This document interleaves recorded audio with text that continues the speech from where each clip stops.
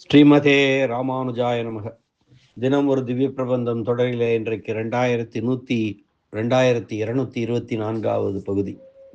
திருமங்கியாழ்வார் அருளிய சிறிய திருமடலை அனுபவித்து வருகிறோம். பரகால நாயகி செங்கண்மால் குடக்கூத்தாடிய காட்சியை கண்டு மனம் பறிகொடுத்து பக்தியாலே பித்து பிடித்தவள் போலானாள். இவளுடைய நிலையை யார் இந்த மாதிரி செய்தது என்று அன்னையரும் தோழியரும் வியக்க குறிபார்த்தார்கள். கட்டு வச்சு வந்து சொன்னாள் யார் இவனுக்கு இந்த நோவை கொடுத்தது என்று. அதிலே சென்ற பகுதியிலே யசோதை பிராட்டி தயிர் கடைந்து அதை எடுத்து வெண்ணெய் திரண்டு வந்த வெண்ணெயை உரியிலே மேலேற்றி வைத்ததையும் பார்த்தோம். இனி அதை தொடர்ந்து போரார் வேல் கண் மடவாள் போந்தனையும் பொய்யுறக்கம் ஓராதவன் போல உறங்கி அறிவுற்று தாரார் தடந்தோள்கள் உள்ளளவும் கை நீட்டி ஆறாத வெண்ணெய் விழுங்கி அருகிருந்த மோரார் குடமுருட்டி முன்கிடந்த தானத்தே ஓராதவன் போல் கிடந்தானை கண்டு அவளும் வாராத் தான் வைத்தது காணாள். வயிறடித்து இங்கு ஆறார் புகுதுவார் ஐயர் இவரல்லால் நீராம் இது செய்தீர் என்று ஓர் நெடுங்கயிற்றால் ஊரார்கள் எல்லாரும் காண உரலோடே தீராவகிழியாய் சிக்கன ஆர்த்து அடிப்ப ஆறா வயிற்றினோடு ஆற்றாதான் என்ற இந்த பகுதியை இன்று நாம் இணைந்து அனுபவிக்க இருக்கிறோம்.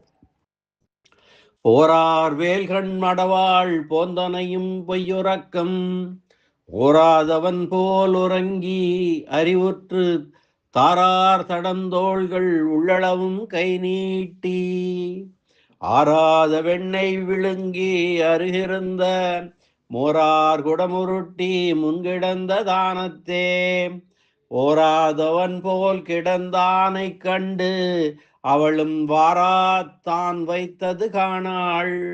வயிறடித்து இங்கு ஆறார் புகுதுவார் ஐயர் இவரல்லால் நீராம் இது செய்தீர் என்று ஓர் நெடுங்கயிற்றால் ஊரார்கள் எல்லாரும் காண உரலோடே தீரா வெகுளியாய் சிக்கன ஆர்த்தடிப்ப ஆறா வயிற்றினோடு ஆற்றாதான் என்று கண்ணன் எம்பெருமானின் திருவிளையாடல்களை சொல்கிறாள். அந்த கண்ணன் தான் இவளுக்கு இந்த நோவை கொடுத்தான் பரகால நாயகிக்கு என்று சொல்ல வருகிறாள். அதனுடைய பகுதிதான் இது. இனி இந்த பகுதிக்கான பதவுரை முதலில் பார்ப்போம்.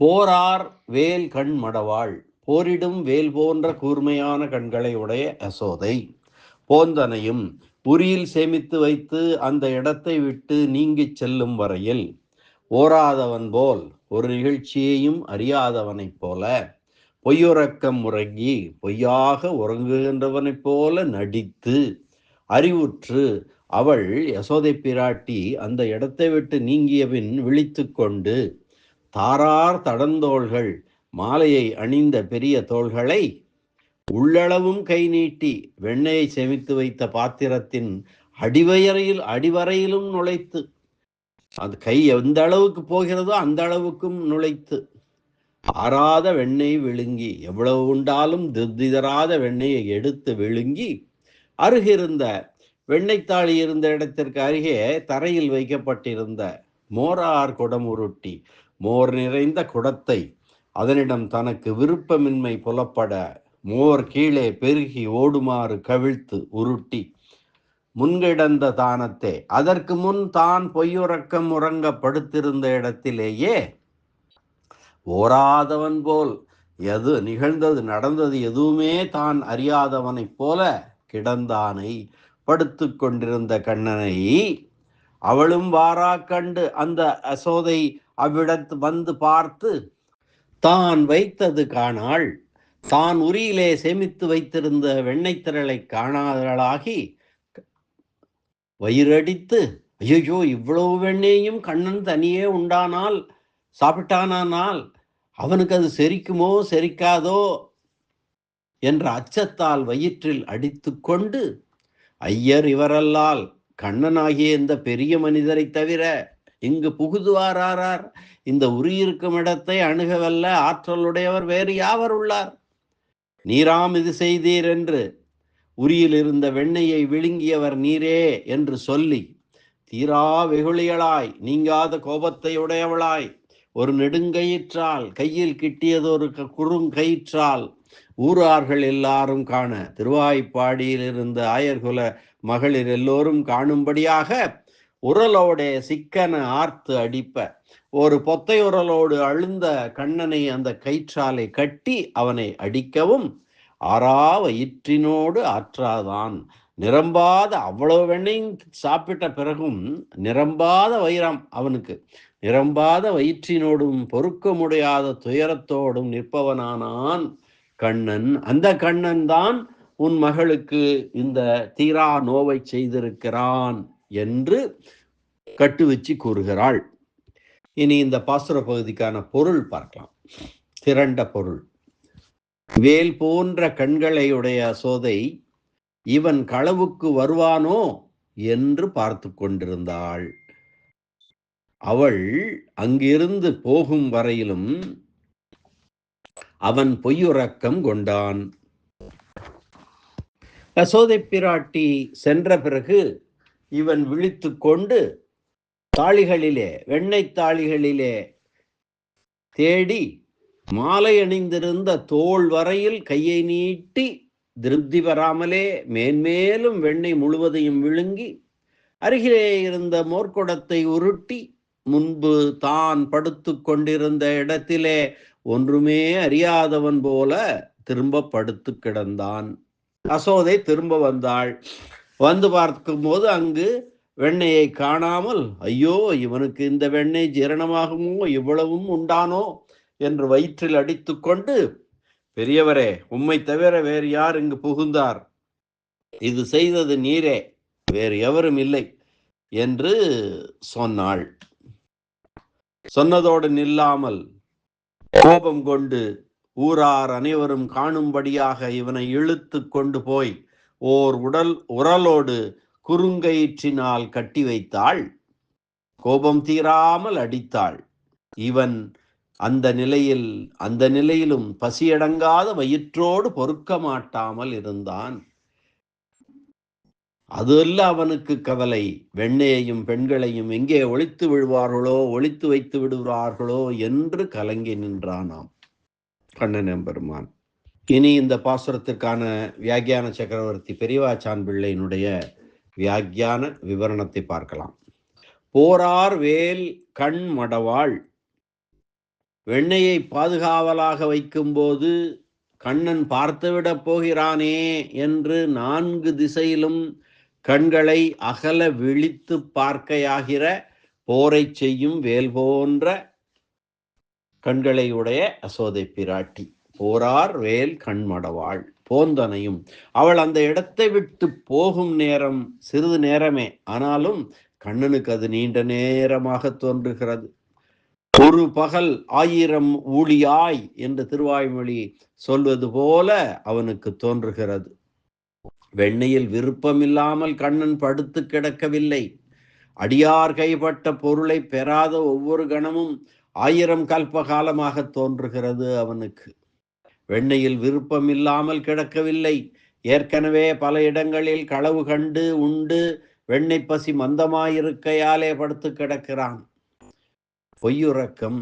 அவன் உறக்கம் யோக நித்திரை போன்ற அரிதுயில். ஆனால் யசோதை கண்ணன் உறங்கிக் கொண்டிருக்கிறான் என்றுதான் கருதினாள்.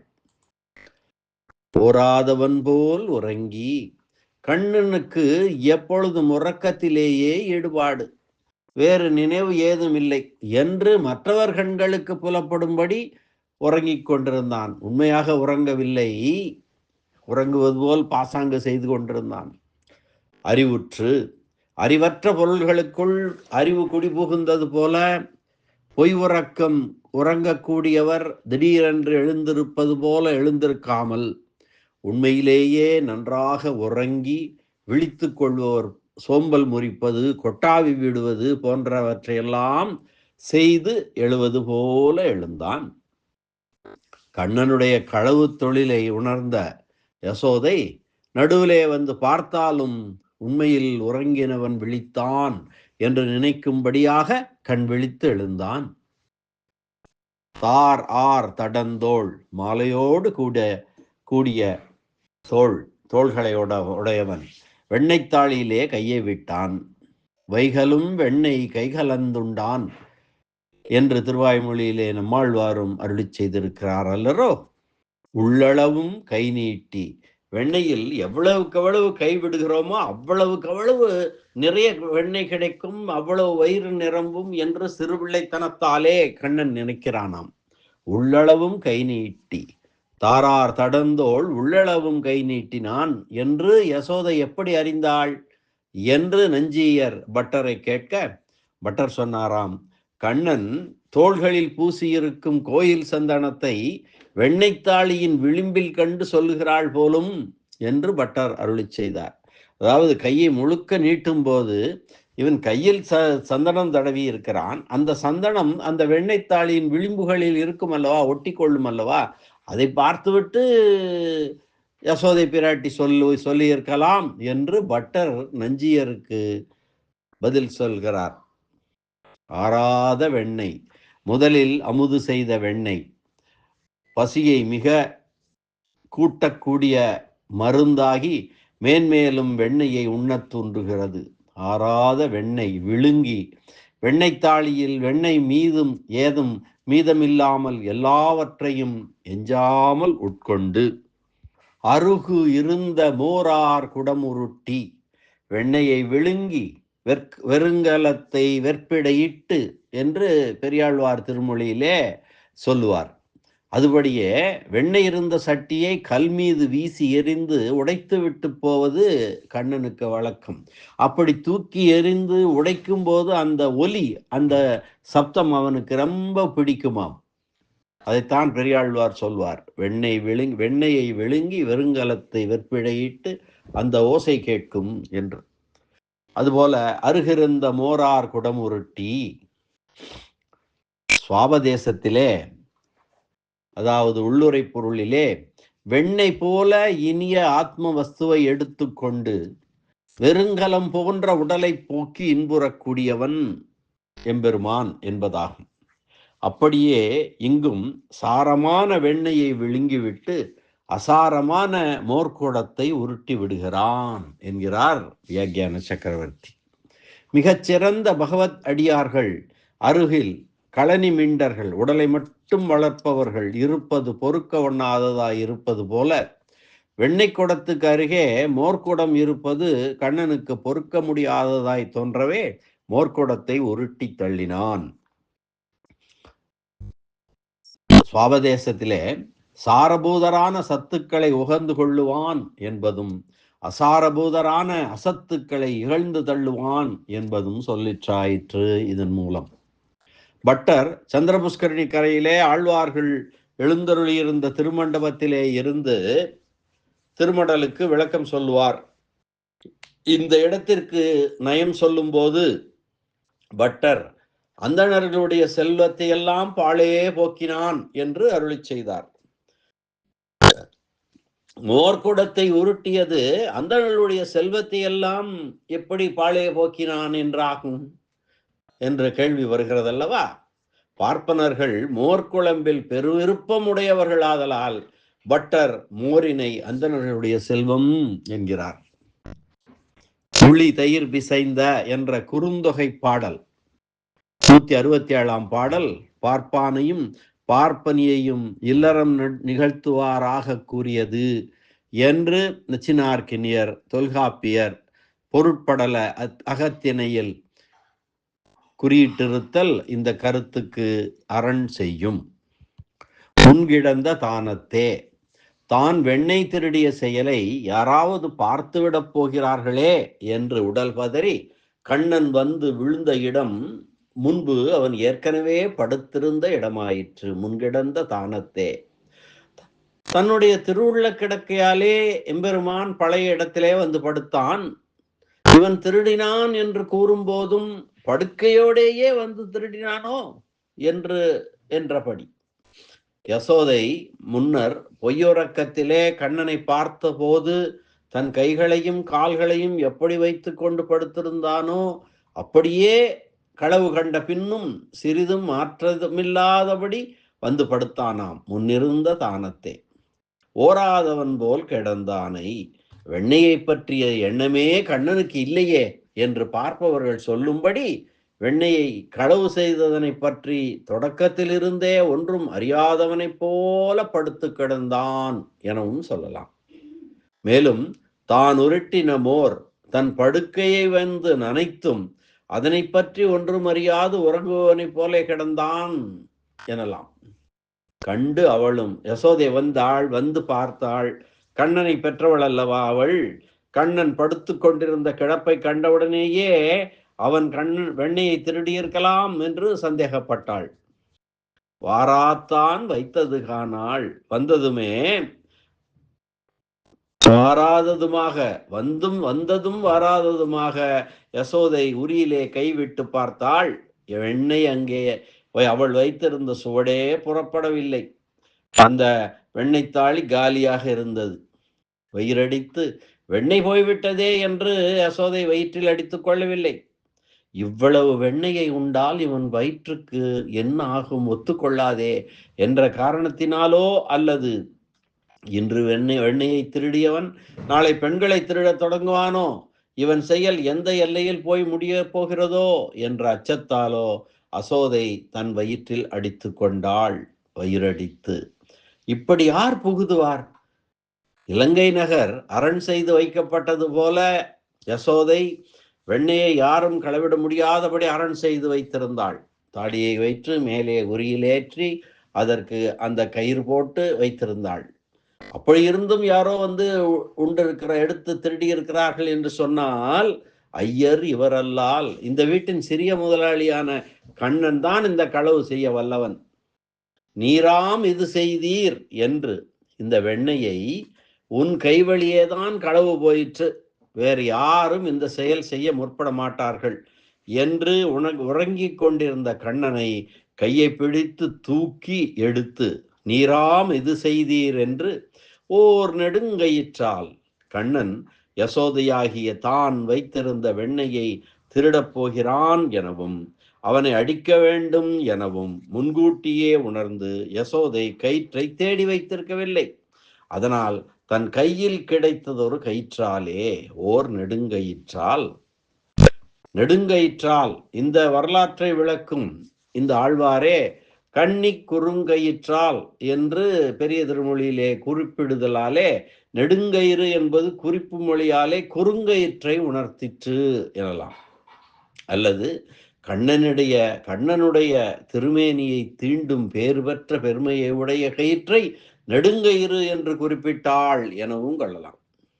திருமேனி நீ தீண்டப் பெற்று மாலும் கருங்கடலே என்னோற்றாய் என்று முதல் திருவந்தாதியிலே பாசுரத்திலே எம்பெருமான் திருமேனியை தீண்டப் பெற்றதால் கடலுக்கு பெருமை கூறப்பட்டிருப்பது போல எம்பெருமானுடைய திருமேனியை கண்ணன் எம்பெருமானுடைய திருமேனியை தீண்டிய கயிற்றுக்கு நெடுங்கயிறு என்ற பெருமை கூறப்பட்டது எனலாம். ஊரார்கள் எல்லாம் காண வெண்ணெய் களவு கொடுத்தவரும் பெண் களவு கொடுத்தவருமான திருவாய்ப்பாடியில் இருந்த இடைச்சிகள் எல்லோரும் காணும்படியாக எம்பெருமான் எல்லாரும் காணுமாறு அடிபட்டது போல எல்லாரும் காணுமாறு பரகால நாயகி மடல் எடுக்க இருந்தாள். கட்டுவிச்சியாகிய நான் அதனை உபதேசிக்குமாறு இருந்தேன்.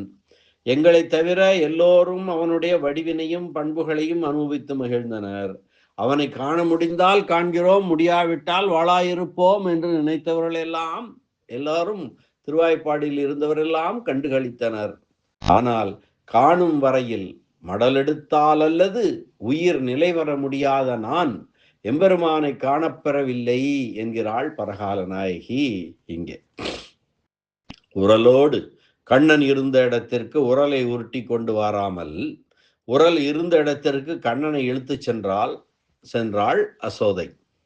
தீரா வெகுளியளாய் இவனிடம் அவன் கொண்ட அன்புக்கு எல்லை இல்லாதது போல இப்பொழுது அவளுக்கு அந்த அன்பு காரணமாக ஏற்பட்ட கோபத்திற்கும் எல்லை இல்லை. சிக்கன அடித்து ஆர்ப்ப அவனை உரலோடு உறுதியாக கட்டினாள் அசோதை. உறுதியாக கயிற்றால் அடிக்கவும் செய்தாள் அவள். ஆறா வயிற்றினோடு ஆற்றாதான். கண்ணன் கட்டுண்டவனாய் அடியுண்டவனாய் இருந்து செய்த செயல் என்ன எனில், திருவரங்கம் கோவிலிலே பங்குனி உற்சவ திருநாளிலே அரசன் ஆணையினால் சிறைப்பட்டவர்கள் திருநாளை சேவிக்கும் வாய்ப்பினை இழந்து விட்டோமே என்று வருந்துவதனைப் போல வெண்ணையும் பெண்களும் சுழிப்பட்டு ஓடும் பெருவெள்ளம் போல திரண்டிருக்கும் ஆரவாரமுடைய இந்த திருவாய்ப்பாடியிலே நாம் மட்டும் இப்படி கட்டுண்டு இருக்கிறோமே என்று பொறுத்து கொள்ள முடியாமல் வருந்தி இருந்தானாம். எங்கே வெண்ணையை ஒழித்து வைத்து விடுவார்களோ, எங்கே சிறுமையரை ஒழித்து வைத்து விடுவார்களோ என்ற ஐயத்தை போக்கிக் கொள்ள முடியாமலே பொறுமையின்றி இருந்தானாம் கண்ணன் என்று நயம் கூட்டுகிறார் பெரியவாச்சான் பிள்ளை. வியாக்கியான சக்கரவர்த்தி அல்லவா அவர், நயம் கூட்டுகிறார். மீண்டும் இந்த பாசுர பகுதியை அன்வைக்கலாம்.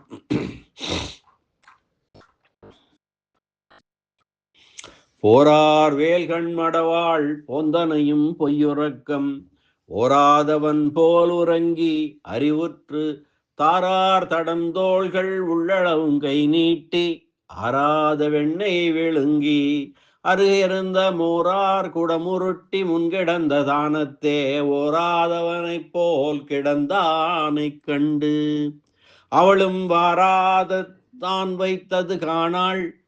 வயிறடித்து இங்கு ஆரார் புகுதுவார் ஐயறிவரல்லால் நீராம் இது செய்தீர் என்று ஓர் நெடுங்கயிற்றால் ஊரார்கள் எல்லாரும் காண உரலோடே திரா வெகுளியாய் சிக்கன ஆர்த்து அடிப்ப ஹரா வயிற்றினோடு அற்றாதான். போரார் வேல் கண் மடவாள் போந்தனையும் பொய்யுறக்கம் ஓராதவன் போல் உறங்கி அறிவுற்று தாரார் தடந்தோள்கள் உள்ளளவும் கை நீட்டி ஆராத வெண்ணெய் விழுங்கி அருகிருந்த மோரார் குடமுருட்டி முன்கிடந்த தானத்தே ஓராதவன் போல் கிடந்தானை கண்டு அவளும் வாராத் தான் வைத்தது காணாள்.